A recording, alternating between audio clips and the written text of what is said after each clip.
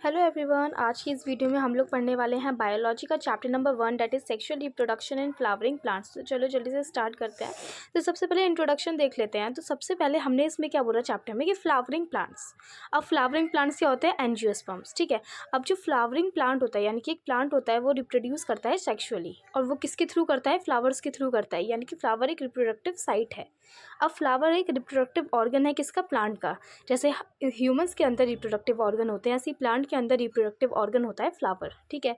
अब sexual reproduction leads to genetic variation and survival of species.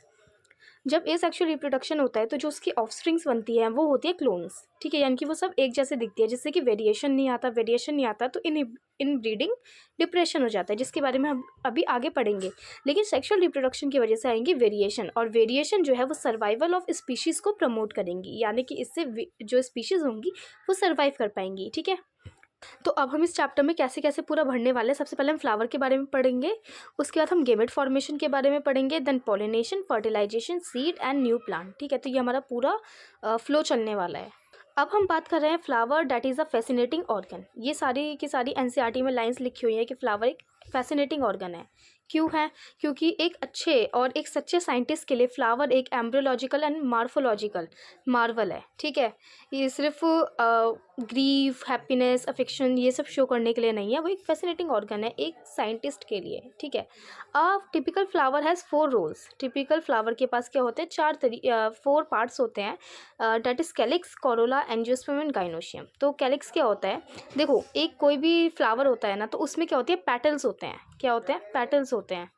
फिर होते हैं सेपल्स, और फिर मेल रिप्रोडक्टिव पार्ट होता है, फीमेल रिप्रोडक्टिव पार्ट होता है। तो मैंने कहा कैलिक्स होता है। कैलिक्स क्या होता है? जो सैपल्स होते हैं, यानी कि जो ग्रीन प्रोटेक्टिव बर्ड होता है ना किसी फ्लावर के पास, तो उसको ही हम बोलते हैं। जो फ्लावर के ऊपर ग्रीन कलर का पार्ट होता है, प्रोटेक्टिव कवरिंग, उसको ही हम कैलिक्स या सैपल बोलते हैं। मतलब सैपल्स के रोल्स को कैलिक्स बोलते हैं। ठीक है। अब हम बात करते हैं पेटल्स की, डेट इज कोरोला। मतलब पेटल्स के रोल्स को हम कोरोला बोलते हैं, जो कि होते हैं अट्रैक्टिव पॉलिनेटर्स। इनका काम होता है अट्रैक्ट करना पॉलिनेटर्स को, और ये कलरफुल होते हैं। ठीक है, इनका एक अलग रोला होता है, so that is called as corolla. So अब हम बात करते हैं मेल रिप्रोडक्टिव पार्ट की, जिसको हम स्टेमिन बोलते हैं। ठीक है, जो हम अभी आगे पढ़ेंगे भी, और उसको अगर हम कहें तो वो एंड्रोशियम होता है, और गाइनोशियम होता है फीमेल रिप्रोडक्टिव पार्ट। तो अब धीरे धीरे करके हम सब कुछ पढ़ने वाले हैं। ठीक है, कैलिक्स और कोरोला के बारे में इतना नहीं पता, मतलब इतना नहीं पढ़ना है, बस हमें ये देखना है कि कैलिक्स होता है सेपल्स के रोल्स, कोरोला होता है पेटल्स के रोल्स। तो अब हम देखेंगे स्ट्रक्चर ऑफ स्टेमिन, यानी कि हम मेल रिप्रोडक्टिव पार्ट के बारे में पढ़ेंगे। तो स्टेमिन में होता है, स्टेमिन किससे मिलकर बना होता है? एंथर और फिलामेंट। अब देखो कैसे। ठीक है, ये होता है पूरा स्टेमिन, ये स्टेमिन होता है। ठीक है, जिसमें जो ये ऊपर वाला पार्ट होता है ये होता है एंथर, और नीचे वाला होता है फिलामेंट। ठीक है, तो स्टेमिन किससे मिलके बना होता है? एंथर से और फिलामेंट से मिलके बना होता है। तो अब एंथर के फीचर्स देख लेते हैं। एंथर क्या होता है? बाइलोब। जैसे देख ही रहे हो कि यहाँ पे मैंने इस तरीके से 2 लोब्स बनाए हैं। तो क्या होता है? ये बाइलोब्ड होता है, और हर एक लोब के अंदर 2 सेक प्रेजेंट होते हैं, that is known as pollen sac. और मतलब हर एक लोब के अंदर 2 थीकास भी प्रेजेंट होता है, so that is known as dithecous. उसके बाद टोटल 4 माइक्रोस्पोरेंजिया प्रेजेंट होते हैं, यानी कि सबसे पहले ये होता है बाइलोब्ड। ठीक है, डाइथीकस, टेट्रास्पोरेंजिएट, ये सारे इसके एंथर के ही नाम है, तो इसको ध्यान रखना है। ठीक है, और इसका फंक्शन क्या है? ये पोलन ग्रेन को प्रोड्यूस करता है, डेट इज मेल गैमेट्स। ठीक है, मेल गैमेट को प्रोड्यूस करता है एंथर, और फिलामेंट क्या होता है? इनफर्टाइल होता है, और ये एंथर को सपोर्ट देने के लिए होता है। अब डेवलपमेंट ऑफ मेल गैमेटोफाइट। अब हमें male gametophyte that is our pollen grains, उसको देखना है कि कैसे। तो ये किस प्रोसेस से बनता है? माइक्रोस्पोरोजेनेसिस से ये बनता है। अब माइक्रोस्पोरोजेनेसिस क्या होता है? देखो, सबसे पहले स्टेप्स देखो। इनसाइड एंथर, एंथर के अंदर होते हैं MMC, that is microspore mother cell, और पोलन मदर सेल्स भी बोल सकते हैं। इनमें पोटेंशियल होता है कि ये पोलन ग्रेन्स को बर्थ दे सकते हैं या प्रोड्यूस कर सकते हैं। तो ये मियोसिस के अंदर जाते हैं, फिर उसके बाद प्रोड्यूस करते हैं माइक्रोस्पोर्स, फिर माइक्रोस्पोर डेवलप हो जाते हैं पोलन ग्रेन्स में। इससे इतना समझ में नहीं आएगा, लेट मी एक्सप्लेन यू। तो माइक्रोस्पोरोजेनेसिस बेसिकली होता क्या है? देखो, the process of formation of pollen grains from microspore mother cell और pollen mother cell through meiosis. यानी कि हम जब पोलन ग्रेन्स बनाते हैं किससे? मियोसिस करके, स्पोरोजीनियस टिश्यूज से। जो माइक्रोस्पोरेंजिया होता है ना, उसके अंदर होमोजीनियस, ठीक है, homogeneous compactly field sporogenous tissues होते हैं। ठीक है, तो वही क्या करते हैं? पोलन ग्रेन्स जो होते हैं उनको ये बर्थ देते हैं या उनको ये प्रोड्यूस करते हैं। ठीक है, तो inside anther microspore mother cell present होते हैं जो मियोसिस करता है, मियोसिस करके माइक्रोस्पोर बनाता है। ठीक है, लेकिन वो माइक्रोस्पोर नहीं, वो माइक्रोस्पोर टेट्राड बनाता है कुछ इस तरीके से। ठीक है, तो ये इस तरीके से माइक्रोस्पोर टेट्राड बनते हैं और जब पोलन ग्रेन जो मैच्योर हो जाते हैं तब ये इस तरीके से ब्रेक हो जाते हैं। ठीक है, और फिर इससे हर एक एक पोलन ग्रेन बन जाता है, यानी कि एक एमएमसी से या एक पोलन मदर सेल से क्या बन जाते हैं, 4 पोलन ग्रेन्स बन जाते हैं और फिर वो माइक्रोस्पोर जो है आगे डेवलप होकर पोलन ग्रेन्स बन जाते हैं। अब हम बात करते हैं स्ट्रक्चर ऑफ पोलन ग्रेन्स की, यानी कि पोलन ग्रेन का स्ट्रक्चर कैसा होता है। अब हमने पोलन ग्रेन तो बनवा दिया। ठीक है, एंड प्रोडक्ट हमारा क्या था, pollen grain that is male gametophyte. अब उसका स्ट्रक्चर देखते हैं। ठीक है, तो स्ट्रक्चर में क्या होता है, एक होता है एक्जीन और एक होता है इंटाइन। अब देखो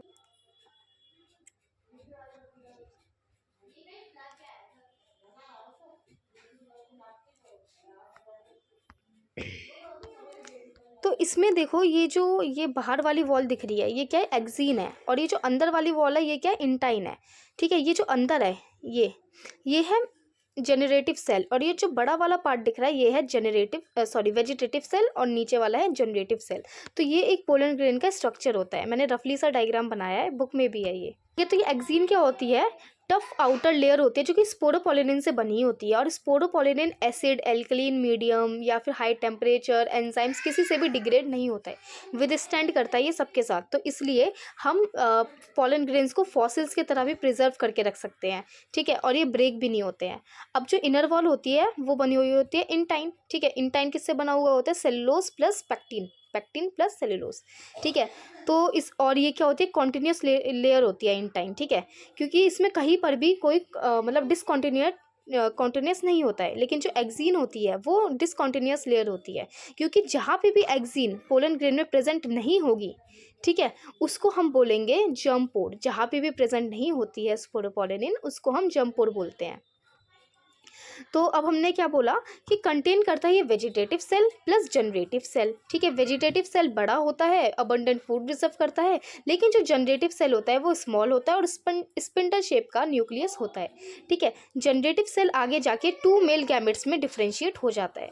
ठीक है, तो इससे ही बनती है 3 सेल्ड स्टेज। तो यहाँ पे हमने मेल वाला पूरा पार्ट निपटा दिया। अब हम देखते हैं फीमेल रिप्रोडक्टिव सिस्टम के ऊपर, दैट इज पिस्टिल या कार्पल। तो पिस्टिल के 3 मेजर पार्ट्स होते हैं। देखो कुछ इस तरीके से इसका स्ट्रक्चर होता है। ठीक है, तो ये जो ऊपर वाला लैंडिंग प्लेटफॉर्म होता है इसको बोलते हैं स्टिग्मा। ये रिसीव करता है पोलन को। ठीक है, तो पोलन इसके ऊपर आता है और फिर वो इसके ऊपर, तो पोलन इसके ऊपर आ जाता है। ठीक है, तो ये लैंडिंग प्लेटफॉर्म होता है पोलन्स का। फिर आता है स्टाइल। ये पार्ट क्या है, स्टाइल है, पैसेज फॉर पोलन ट्यूब, मतलब ये पोलन को लेके जाता है ओवरी तक। ठीक है, फिर ये ओवरी नीचे का बल्ज्ड पार्ट होता है जो कि ओव्यूल्स कंटेन करके रखती है। तो अब मैं तुम्हें ओवरी का अंदर पार्ट दिखाती हूँ कि किस तरीके से बेसिकली होता है। ठीक है, तो ये ओवरी में देखो ये होता है प्लेसेंटा। ठीक है, ये होता है प्लेसेंटा, और यहाँ पे ये होते हैं फ्यूनिकल्स। ठीक है, और इससे यहाँ पे ओव्यूल्स अटैच होते हैं कुछ इस तरीके से। ठीक है, तो ये प्लेसेंटा है, ये है फ्यूनिकल्स। ठीक है, ये ओव्यूल है। ठीक है, और जहाँ पे ओव्यूल और फ्यूनिकल यहाँ पे जहाँ पे भी ये मिल रहे हैं ना, इसको हम बोलते हैं हाइलम। ठीक है, तो ये पूरा पार्ट होता है स्टिग्मा का या फिर पिस्टिल का। नेक्स्ट हमारा टॉपिक आता है स्ट्रक्चर ऑफ ओव्यूल। तो ओव्यूल का स्ट्रक्चर देखते हैं। जैसे ये हमने अंदर अभी उसका अंदर का पार्ट देखा था, अब हम उसको और अच्छे से देखेंगे। तो इसके मेन पार्ट्स क्या क्या होते हैं, funicle, integuments, micropyle, chalazal end and nucellus. तो अभी इसका पूरा डायग्राम बना के देखते हैं। So this is the structure of ovule. यहाँ पे मैंने रफली डायग्राम बनाया है। ठीक है, तो सबसे पहले इसमें क्या है, फ्यूनिकल है। तो फ्यूनिकल क्या होता है, ये पार्ट। ठीक है, मैंने वो जो ओवरी के अंदर दिखाया था उसमें बताया था। तो ये फ्यूनिकल होता है, ये न्यूसेलस होता है, ये जो ग्रीन पार्ट है ये न्यूसेलस होता है। मल्टी सेलुलर टिश्यू होता है जो कि एम्ब्रियो जो अंदर है उसको ये न्यूट्रिशन प्रोवाइड करता है। नेक्स्ट अब हम बात करते हैं मेगास्पोरोजेनेसिस। देखो जहाँ पे भी माइक्रो आ जाए दैट इज़ फॉर मेल, जहाँ पे भी मेगा आ जाए दैट इज़ फॉर फीमेल। ठीक है, तो मेगास्पोरोजेनेसिस यानी कि अब हम जो फीमेल गैमेटोफाइट है उसको कैसे बनवाएंगे। तो सबसे पहले मेगास्पोर मदर सेल, वहाँ पे क्या था, माइक्रोस्पोर मदर सेल। ठीक है, तो यहाँ पे megaspore mother cell undergoes meiosis, वो भी मियोसिस में गए थे, ये भी मियोसिस में जाएंगे। तो ये क्या करेगा, 4 मेगास्पोर्स को फॉर्म करेगा। जैसे वहाँ पे माइक्रोस्पोर टेट्राड बना था, वैसे यहाँ पे भी 4 मेगास्पोर बनेंगे। ठीक है, ओनली 1 फंक्शनल मेगास्पोर रिमेन्स। अब वहाँ पे तो देखो क्या हो रहा था, जैसे एक स्पोरोजिनस टिश्यू या एक माइक्रोस्पोर मदर सेल है, उससे क्या बन रहा था, पूरा माइक्रोस्पोर टेट्राड बन रहा था, फिर वो मैच्योर होकर 4 पोलन ग्रेन्स बना रहा था। लेकिन यहाँ पे कंडीशन दूसरी है। यहाँ पे क्या होगा, एक मेगास्पोर मदर सेल होगा, ठीक है, उससे 4 मेगास्पोर तो बनेंगे, लेकिन उन चारों में से सिर्फ और सिर्फ एक ही फंक्शनल रहेगा। बाकी ये जो सारे हैं, ये सारे के सारे क्या हो जाएंगे, डीजनरेट हो जाएंगे, और सिर्फ एक ही फंक्शनल रहेगा। ठीक है, तो यहाँ पे एक मेगास्पोर मदर सेल से एक ही ओवम बनता है, ठीक है, या ओवा मतलब बनता है, एम्ब्रियोसेक बनता है। नेक्स्ट इज एम्ब्रियोसेक फॉर्मेशन, क्योंकि यही होता है फीमेल गैमेटोफाइट। तो अब इसकी फॉर्मेशन देख लेते हैं। तो अब क्या है, फंक्शनल मेगास्पोर डिवाइड्स माइटोटिकली, यानी कि जो मेगास्पोर है, जो सिर्फ एक फंक्शनल बच रहा है, अब वो माइटोटिकली डिवाइड करेगा। तो उससे क्या बन जाएगा, 7 सेल्ड 8 न्यूक्लिएटेड कंडीशन पूरी बन जाएगी एम्ब्रियोसेक में।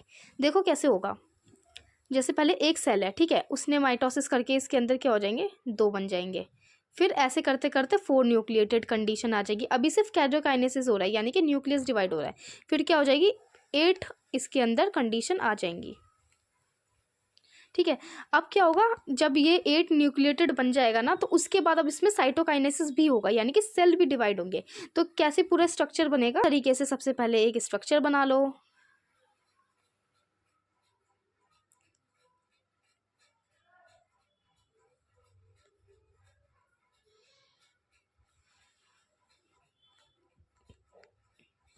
ठीक है, तो this is the whole structure of 7 celled 8 nucleated embryo sac. तो ये जो ऊपर ये 3 दिख रहे हैं, ये क्या है, एंटीपोडल सेल्स हैं, और ये है 2 पोलर न्यूक्लियाई, ठीक है, और ये बीच में ये है सेंटर सेल, सेंट्रल सेल, ये क्या है, सिनर्जिड्स है, और यहाँ पे फिलीफॉर्म अपैरेटस होता है, ठीक है, और ये है एक्स सेल। ठीक है, तो ये पूरा होल स्ट्रक्चर है एम्ब्रियोसेक का, जो कि 7 सेल्ड और 8 न्यूक्लिएटेड कंडीशन हो गई है। ठीक है, तो इसमें एक एक्सेल होगा जैसे मैंने बनाया, 2 सिनर्जिड्स होंगी, 3 एंटीपोडल सेल्स होंगे, 2 पोलर न्यूक्लियाई होगा। ठीक है, जो ऊपर वाला होता है ये चलाजल एंड होता है, नीचे वाला माइक्रोपिलर एंड होता है। ठीक है, नेक्स्ट अब हमने देखो क्या करा, मेल गैमेटोफाइट भी बनवा लिया, फीमेल गैमेटोफाइट भी बना लिया। अब हम बनवा तो लिया, अब इसको मिलाओ भी। तो अब ये कैसे मिलेगा वो देखो, अब ये होगा पॉलिनेशन से। बिकॉज क्यों बनेगा, क्यों पॉलिनेशन होगा, देखो ना फीमेल जो गैमेटोफाइट होता है, ना ही मेल गैमेटोफाइट, कोई भी मोटाइल नहीं होता, यानी कि वो खुद से नहीं जा सकते। तो अब हमें एजेंट्स चाहिए पहुंचवाने के लिए। ठीक है, so that is known as pollination. Pollination क्या होता है, pollination is transfer of pollen grains from anther to stigma, यानी कि एंथर में से स्टिग्मा, एंथर से स्टिग्मा तक हमें पिस्टिल के पहुंचाने हैं पोलन ग्रेन्स को, ताकि आगे जाके फर्टिलाइजेशन हो सके। तो अब देखो 3 तरीके के होते हैं, सेल्फ पॉलिनेशन, क्रॉस पॉलिनेशन। देखो इसमें मैं ऐड करना भूल गई हूँ। ऑलराइट गाइस, तो हम लोग किसकी बात कर रहे थे, हम लोग बात कर रहे थे पॉलिनेशन की। तो पॉलिनेशन क्या होता है, transfer of pollen grains from anther to stigma. ठीक है, एंथर से जो हमने उसमें पोलन ग्रेन्स बनवाए, अब हम स्टिग्मा तक ले जाना चाहते हैं। तो 3 तरीके से हम ले जा सकते हैं। एक होता है सेल्फ पॉलिनेशन, एक होता है क्रॉस पॉलिनेशन, और एक होती है गाइटोनोगैमी। तो सेल्फ पॉलिनेशन क्या होता है, ऑटोगैमी बोलते हैं जिसको हम। ठीक है, यानी कि इसमें सेम फ्लावर होगा और सेम प्लांट होगा। ठीक है, सेम प्लांट के सेम फ्लावर में हम लोग एंथर से स्टिग्मा तक उस पोलन ग्रेन चला जाएगा। तो डेट इज नोन एज क्या, सेल्फ पॉलिनेशन। ठीक है, क्रॉस पॉलिनेशन देखो क्या होता है, क्रॉस पॉलिनेशन होता है जब हमारा डिफरेंट प्लांट होगा और डिफरेंट ही स्पीशीज़ होगी, मतलब डिफरेंट प्लांट होगा डिफरेंट स्पीशीज़ का। जैसे देखो सेल्फ पॉलिनेशन में तो ये था कुछ इस तरीके से, देखो ऑटोगैमी में क्या होगा, जैसे ये फ्लावर है, ये क्या है, एक फ्लावर है। ठीक है, तो इसमें ही एंथर प्रेजेंट है, इसमें ही स्टिग्मा भी है। ठीक है, तो इसी में ही पोलन ग्रेन स्टिग्मा के ऊपर लैंड कर जाएगा और इसी में क्या हो जाएगी, ऑटोगैमी हो जाएगी, यानी कि सेल्फ पॉलिनेशन हो जाएगा। लेकिन अब हमें क्रॉस पॉलिनेशन कराना है। क्रॉस पॉलिनेशन के लिए क्या करना पड़ेगा, देखो क्रॉस पॉलिनेशन के लिए एक और प्लांट की ज़रूरत होगी, यानी कि डिफरेंट प्लांट होगा और डिफरेंट स्पीशीज़ का वो होगा। ठीक है, तो अब डिफरेंट स्पीशीज़ का होगा तो क्या होगा, जैसे इसमें से पोलन ग्रेन्स जाएंगे और इसके स्टिग्मा पे लैंड कर जाएंगे, तो हम बोलते हैं डिफरेंट डिफरेंट प्लांट्स के डिफरेंट डिफरेंट फ्लावर में हो जाता है पॉलिनेशन। ठीक है, तो इसको तो बोलते हैं ऑटोगैमी और इसको बोलते हैं जीनोगैमी। इन सब के बीच का एक पॉइंट आता है, डेट इज नोन एज गाइटोनोगैमी। तो गाइटोनोगैमी क्या होता है, देखो मैंने यहाँ पे तो सेल्फ पॉलिनेशन क्रॉस पॉलिनेशन बताया, लेकिन क्या हो रहा है यहाँ पे कि इस फ्लावर में से दूसरे फ्लावर में चाह रहे हैं पोलन ग्रेन्स स्टिग्मा पे, तो इसको हम गाइटोनोगैमी बोलेंगे। यानी कि सेम फ्लावर होगा, सॉरी डिफरेंट फ्लावर होगा लेकिन सेम प्लांट होगा, तो उसको हम गाइटोनोगैमी बोलते हैं, जो कि जेनेटिकली सेल्फ पॉलिनेशन है लेकिन वो फंक्शन ऐसे कर दिया कि हमें लग रहा है क्रॉस पॉलिनेशन है। ठीक है, तो फंक्शनली क्या है, क्रॉस पॉलिनेशन, जेनेटिकली वो सेल्फ पॉलिनेशन है। तो बस इतना ही था हमारा ये पॉलिनेशन के टाइप्स वाला टॉपिक। अब देखो हम किसकी बात कर रहे हैं, एजेंट ऑफ पॉलिनेशन, कि अब पॉलिनेशन को कराने के लिए कौन कौन से एजेंट्स चाहिए, that is known as pollinators. तो पॉलिनेशन अकर्ड बाय, सो हम लोग आ गए थे एजेंट्स ऑफ पॉलिनेशन पे, कि अब हमें पॉलिनेशन हमने पढ़ लिया कि क्या होता है, अब इसे कराएगा कौन, पॉलिनेटर्स कौन से हैं। ठीक है, तो चलो अब जल्दी से इन्हीं को देख लेते हैं। तो पॉलिनेशन क्या होती है, दो तरीके की होती है, एक होती है बायोटिक और एक होती है एबायोटिक। बायोटिक यानी कि लिविंग, एबायोटिक यानी कि नॉन लिविंग। तो हम दो तरीके से इन्हें करा सकते हैं। तो pollination occurred by biotic and abiotic way में। ठीक है, तो सबसे पहले देखो एबायोटिक कौन कौन से हैं, ये दो। ठीक है, और बायोटिक कौन से हैं, ये तीनों बायोटिक है, और वो ऊपर वाले क्या हैं, एबायोटिक हैं। तो बायोटिक वाले को देखते हैं हम सबसे पहले। तो बायोटिक में आ जाते हैं इंसेक्ट्स, बर्ड्स, बैट्स। बैट्स जब पॉलिनेशन कराते हैं तो हम कहते हैं चिरोप्टेरोफिली। ठीक है, बर्ड्स कराते हैं, ठीक है, और इंसेक्ट्स कराते हैं तो हम कहते हैं एंटोमोफिली, और इसको बोलते हैं चिरोप्टेरोफिली। ठीक है, तो ये कुछ साइंटिफिक टर्म्स है, इनको भी याद रखना। तो हम लोग बात कर रहे थे ना एजेंट्स ऑफ पॉलिनेशन में। देखो अगर हमें कभी भी लिविंग यानी कि बायोटिक एजेंट्स अगर हमें यूज़ करना है, तो जो फ्लावर होने चाहिए, जो प्लांट होना चाहिए, ठीक है, फ्लावर्स बेसिकली वो कलरफुल होने चाहिए, उनके पास नेक्टर होना चाहिए, रिवॉर्ड्स होने चाहिए उनके पास। ठीक है, जिससे कि वो पॉलिनेटर्स को अट्रैक्ट कर सके। लेकिन वही अगर मैं बात करूँ एबायोटिक की, जिसमें विंड और वाटर आते हैं, विंड वाले को एनिमोफिली, वाटर वाले को हाइड्रोफिली, नाम से भी समझ में आ रहे हैं। तो इसके लिए क्या हो, डल भी चलेंगे फ्लावर्स, शॉर्ट भी चलेंगे। ठीक है, लेकिन क्या होना चाहिए, ज़्यादा अमाउंट में फिर उसमें क्या कहते हैं, पोलन ग्रेन्स प्रोड्यूस होने चाहिए, क्योंकि हमें एग्जैक्टली तो नहीं पता ना कि वो करेगा ही पॉलिनेशन या नहीं करेगा, क्योंकि वाटर और विंड के वजह से हो रहा है। तो ज़रूरी नहीं है कि विंड से स्टिग्मा के ऊपर ही लैंड करे, तो इसलिए लार्ज अमाउंट में प्रेजेंट होने चाहिए। अब जो प्लांट्स है वो शो करते हैं special adaptation for each agent. ठीक है, तो मैंने वो बता दिया कि अगर लिविंग होंगे तो किस तरीके के फ्लावर होंगे, और विंड वाला होगा तो उसका फेदरी स्टिग्मा होना चाहिए, वाटर वाले होंगे तो उनके जो पोलन ग्रेन्स होंगे उसमें म्यूसिलेजीनियस कवरिंग होनी चाहिए। अब म्यूसिलेजीनियस कवरिंग क्या होती है, जिससे कि पोलन ग्रेन्स अगर पानी में अगर करते हैं पॉलिनेशन, तो क्या वो वेट ना हो, वो ख़राब ना हो जाए, तो उनके ऊपर एक कवरिंग होती है जिसको हम म्यूसिलेजीनियस कवरिंग बोलते हैं। Next we are talking about outbreeding devices. Outbreeding devices क्या होते हैं, देखो सेल्फ पॉलिनेशन करने की वजह से ना बहुत चीज़ें हमें फेस करनी पड़ रही हैं। अब वो क्या चीज़ें हैं, हाँ हमें इन ब्रीडिंग डिप्रेशन हो रहा है, किसमें, प्लांट्स में, फ्लावर्स में। तो इससे क्या हो रहा है, स्पीशीज़ अच्छी नहीं हो रही हैं, उसमें बहुत डिप्रेशन हो रहा है, यानी कि वो सही नहीं है।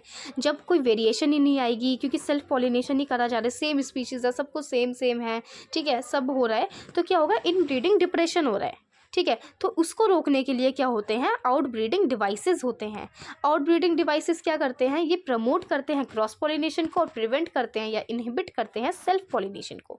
तो कौन कौन से डिवाइसेस है, तो डाइकोगेमी क्या होता है, different timing of pollen release and stigma maturity, यानी कि पोलन मतलब एंथर और स्टिग्मा डिफरेंट डिफरेंट टाइम पे मैच्योर होंगे। ठीक है, तो उसको हम बोलते हैं dichogamy. Next is herkogamy, spatial separation of anther and stigma, यानी कि पोजीशन डिफरेंट डिफरेंट है। ठीक है, तो इसको हम हर्कोगेमी या नॉन सिंक्रोनाइजेशन भी बोल सकते हैं। ठीक है, फिर बात करते हैं सेल्फ इनकम्पैटिबिलिटी की। लेकिन अगर आप डाइकोगेमी, हर्कोगेमी, और इसको थोड़ा सा जैसे एक एक लाइन में एक्सप्लेन किया हुआ है, अगर एग्जाम में आते हैं ऐसे भी लिख देते हो, so that is okay and well, क्योंकि एनसीईआरटी में डाइकोगेमी एंड हर्कोगेमी ये जो टर्म है ये नहीं दी हुई है, बस ऐसे ही बता रखा है डिफरेंट डिफरेंट टाइम पे मैच्योर हो रहे हैं। तो ये टर्म्स भी याद कर लेना अच्छे इंपैक्ट के लिए। Next is self incompatibility. Self incompatibility एक जेनेटिक मैकेनिज्म है, ठीक है, जो पोलन ट्यूब को फॉर्मेशन ही नहीं होने देता है। ठीक है, pollen cannot fertilise same plant, मतलब कि वो सेल्फ पॉलिनेशन करने ही नहीं देता है, एक जेनेटिक मैकेनिज्म है, पोलन ट्यूब को रिलीज ही नहीं होने देगा। पोलन ट्यूब नहीं बनेगी तो मेल गैमेट्स जाएंगे कैसे, so this is known as. और यूनिसेक्सुअल फ्लावर, यूनिसेक्सुअल यानी कि एक ही सेक्स वाला फ्लावर होगा, जिसमें या तो मेल होगा या फीमेल होगा, तो क्या होगा, उसे दूसरे फ्लावर से करना ही पड़ेगा पॉलिनेशन। ठीक है, पॉलिनेशन होगा तो अब उसमें क्या आएंगे, variation, that is known as cross pollination. So next topic is pollen pistil interaction. ये भी एक अच्छा टॉपिक है और ये टॉपिक भी आता है। ठीक है, तो पोलन पिस्टल इंटरेक्शन यानी कि पोलन यानी कि मेल एंड पिस्टल यानी कि फीमेल, तो इनके बीच में इंटरेक्शन होता है। आफ्टर पॉलिनेशन होने के बाद पोलन क्या करता है, लैंड करता है स्टिग्मा पे। अब पोलन ने लैंड किया तो पोलन क्या होगा, जर्मिनेट होगा। Pollen tube grow thoroughly style, ठीक है, जो कनेक्ट करता है स्टिग्मा और ओवरी को, तो उसमें क्या होगी, पोलन ट्यूब बनेगी। Reach is ovule through micropyle, micropylar end था ना, मैंने बताया था उसमें डायग्राम में, तो वहाँ से जो है पोलन ट्यूब वो लैंड कर जाती है, ठीक है। मतलब पिस्टिल के पास ये एबिलिटी होती है कि वो अपने मनपसंद का पोलन उसी से वो फर्टिलाइज होगी, ठीक है। तो इसी को हम बोलते हैं पोलन पिस्टिल इंटरेक्शन, जो कि कुछ केमिकल रिलीज करके इंटरेक्ट करते हैं, आपस में बात करते हैं कि मुझे तुमसे मतलब मुझे तुम्हारे साथ फर्टिलाइजेशन करना है या नहीं करना। So this is the ability of pistil. अब देखो डबल फर्टिलाइजेशन क्या होता है। Double fertilisation unique feature of flowering plant, एक यूनिक फीचर होता है किसमें, एंजियोस्पर्म्स में। तो टू फ्यूजन अगर दो तरीके से होता है, कैसे कैसे होता है। सबसे पहले होती है सिनगेमी। सिनगेमी में क्या होता है, मैंने बताया था कि जो जनरेटिव सेल है वो दो मेल गैमेट्स में डिवाइड हो जाता है, तो वही है, ठीक है। तो सिनगेमी में क्या होगा, पहले तो मेल गैमेट होगा और जो एग सेल बनाया था वो दोनों क्या होंगे, आपस में फ्यूज़ होकर जाइगोट बना देंगे, ठीक है, जो कि डिप्लॉयड होगा, ठीक है, 2n होगा। फिर ट्रिपल फ्यूज़न होगा सिनगेमी में, first male gamete plus egg cell, तो जाइगोट बन गया। अब ट्रिपल फ्यूज़न में क्या होता है, मेल गैमेट सेकंड वाला, ठीक है, और पोलर न्यूक्लियाई, जो कि 2 पोलर न्यूक्लियाई था क्योंकि उसमें 2 न्यूक्लियस थे, वो एंडोस्पर्म न्यूक्लियस बना देगा, ठीक है, जो कि ट्रिप्लॉइड होगा, क्योंकि 2 तो न्यूक्लियस किसके, पोलर न्यूक्लियाई के, और एक मेल गैमेट का न्यूक्लियस, तो एंडोस्पर्म ट्रिप्लॉइड बन जाएगा, ठीक है। बोथ टुगेदर डबल फर्टिलाइजेशन, जब सिनगेमी और ट्रिपल फ्यूजन होता है तो उसको ही हम बोलते हैं डबल फर्टिलाइजेशन, ठीक है। अब बात करते हैं पोस्ट फर्टिलाइजेशन इवेंट के, यानी कि अब फर्टिलाइजेशन हो गई, अब क्या होगा। तो सबसे पहले एम्ब्रियो डेवलपमेंट होगी। देखो हमेशा एंडोस्पर्म पहले बनता है एम्ब्रियो से। अब देखिए क्योंकि जो एंडोस्पर्म होता है वो क्या करता है, एम्ब्रियो को, डेवलपिंग जो एम्ब्रियो है उसको न्यूट्रिशन प्रोवाइड करता है। तो अगर एंडोस्पर्म ही नहीं होगा तो एम्ब्रियो डेवलप होकर क्या करेगा। तो पोस्ट फर्टिलाइजेशन में देख लो क्या क्या होता है, जाइगोट से एम्ब्रियो बन जाएगा, ठीक है। अब देखो दो तरीके के होता है, डाइकोट एम्ब्रियो और एक होता है मोनोकॉट एम्ब्रियो, ठीक है। डाइकोट यानी कि 2 उसमें कॉटिलेडन होंगे, मोनोकॉट यानी कि एक कॉटिलेडन वाला। अब endosperm development, endosperm provide nutrition to embryo, ठीक है। एंडोस्पर्म पहले डेवलप होता है न्यूट्रिशन देने के लिए एम्ब्रियो को, ठीक है। न्यूक्लियस, सेलुलर और हेलोबियल ये टाइप्स हैं, ये ज़्यादा इंपॉर्टेंट नहीं है, पर न्यूक्लियर और सेलुलर याद रखना। अब सीड फॉर्मेशन देखते हैं, ठीक है, क्योंकि ओव्यूल से बनता है सीड, ओवरी से बनता है फ्रूट। जैसे ये मैंने बनाया mango, I am not good in drawing may be, ठीक है। तो ये मैंगो है, ठीक है, तो इसके अंदर जो सीड होता है वो बनता है, मतलब वो ओव्यूल से बनता है, और ये जो मैंगो है ये किससे बनता है, ओवरी से बनता है। सीड बनेगा, ओवरी से फ्रूट बनेगा। Seed contain seed coat, embryo and endosperm. देखो जैसे ये कोई फ्रूट है, ठीक है, उसके अंदर का ये सीड है। अब सीड के ऊपर की जो कवरिंग होती है उसको तो हम बोलते हैं seed coat. Next is fruit formation. हमने सीड फॉर्मेशन देख ली, सीड में एंडोस्पर्म होता है, एम्ब्रियो होता है, सीड कोट होता है। लेकिन फ्रूट फॉर्मेशन क्या है, होता है fruit protect seeds and helps in dispersal, ठीक है। फ्रूट क्या होता है, सीड को प्रोटेक्ट करता है, क्योंकि सीड अंदर होता है, फ्रूट बाहर होता है, ठीक है। तो ये सीड को प्रोटेक्ट करता है और डिस्पर्जल होने में हेल्प करता है। अब दो तरीके के फ्रूट होते हैं, एक होता है ट्रू फ्रूट और एक होता है फॉल्स फ्रूट। ट्रू फ्रूट क्या होता है, जो कि ओवरी से डेवलप होता है। फॉल्स फ्रूट जो ओवरी को छोड़ के किसी भी अदर पार्ट से, जैसे कि थैलेमस से अगर वो डेवलप हो रहा है। ट्रू फ्रूट होता है जिसके मैंगो, और फॉल्स फ्रूट होता है एप्पल, स्ट्रॉबेरी, कैश्यू। अब स्पेशल मोड्स, ठीक है, ये बहुत बार आते हैं 1-1 मार्क्स में या फिर 4-5 नंबर में जो पार्ट्स में आते हैं उसमें। जैसे एपोमिक्सिस। एपोमिक्सिस क्या होता है, seed formation without fertilisation, seed बिना फर्टिलाइजेशन के फॉर्म हो जाता है। पॉलीएम्ब्रियोनी, पॉलीएम्ब्रियोनी क्या होता है, more than 1 embryo in a seed, that is orange, citrus.